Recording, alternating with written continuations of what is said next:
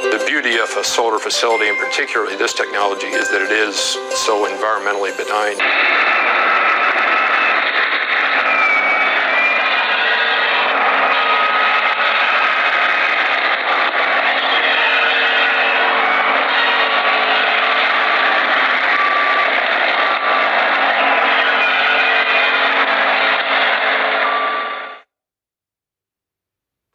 I too had once thought deserts could be sacrifice zones.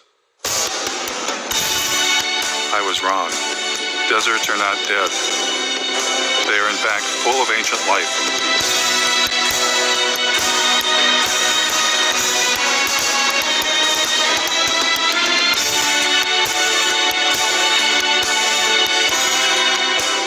In the desert, the Joshua tree stands, waiting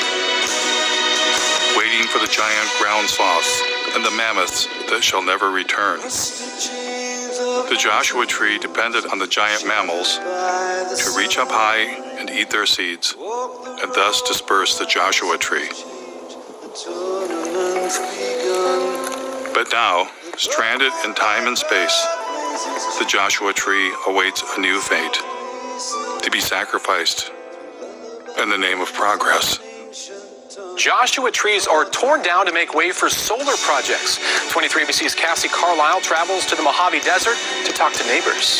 They're not your usual tree, more like something from fiction, but these Joshuas are causing quite an uproar. No, it makes me sick. They're clearing them off, killing them real quick, and now they're grinding them up, getting rid of all the evidence.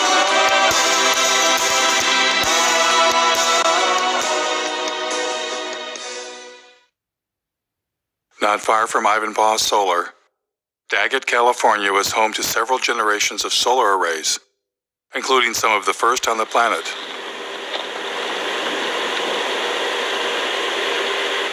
Ozzy and I thought we would take a trip to see where it all began.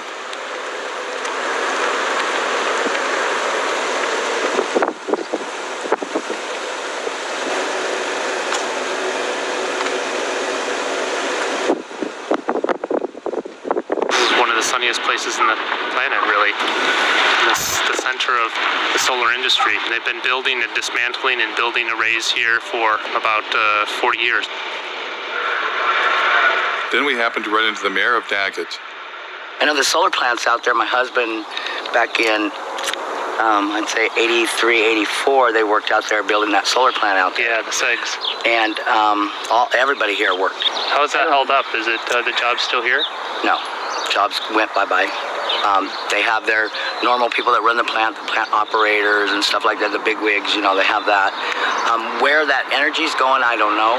Were you originally optimistic that solar would bring more jobs and the development with people? We really did. A lot of things come into this town, they come and go. They go really fast. Did you see this? Then Ozzy and I discovered that the giant solar arrays had been razed to the ground. Oh my God. I mean, this was huge. It suddenly dawned on me what we were looking at. A solar dead zone. Look at the blowing sand.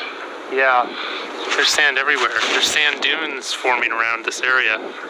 Wow.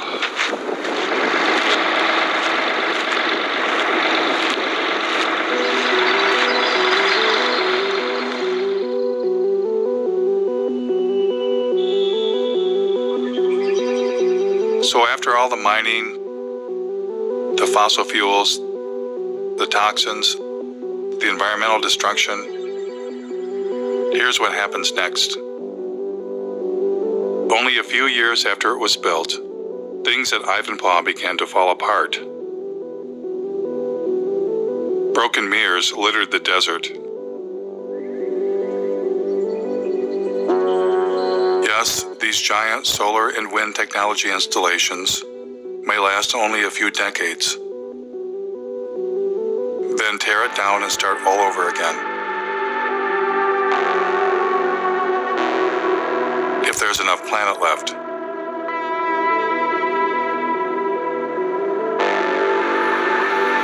It was becoming clear that what we have been calling green, renewable energy and industrial civilization are one and the same.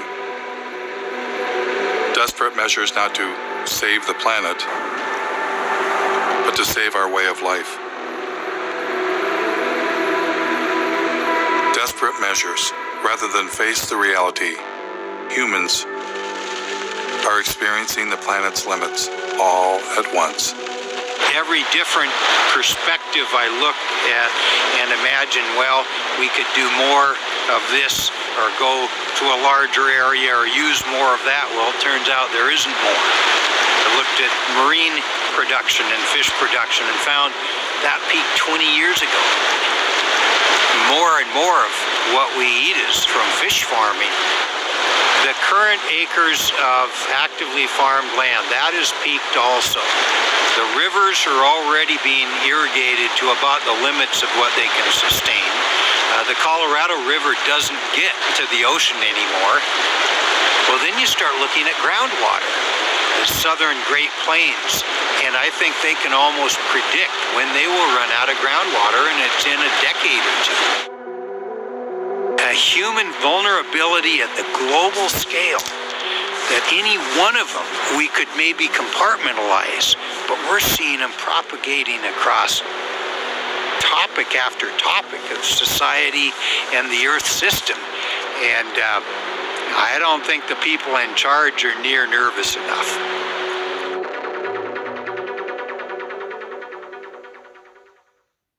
Though each of them takes climate change seriously, every expert I talked to wanted to bring my attention to the same underlying problem. There are too many human beings using too much too fast. As a global community, we really have got to start dealing with the issue of population.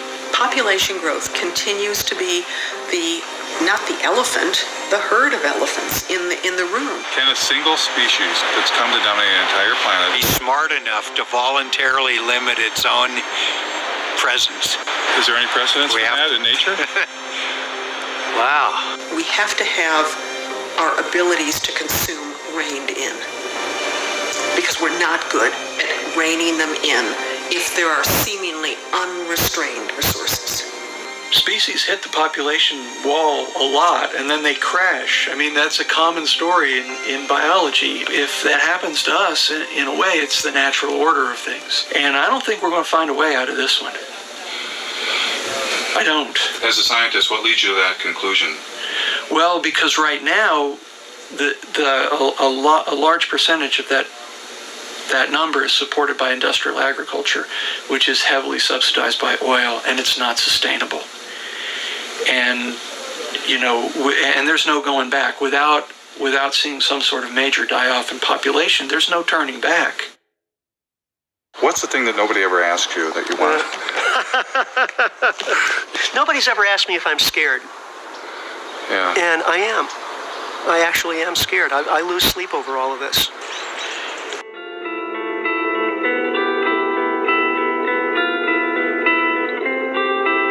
It took modern humans tens of thousands of years to reach a population of 700 million. And then we tapped into millions of years of stored energy known as fossil fuels. Our human population exploded. It increased by 10 times in a mere 200 years.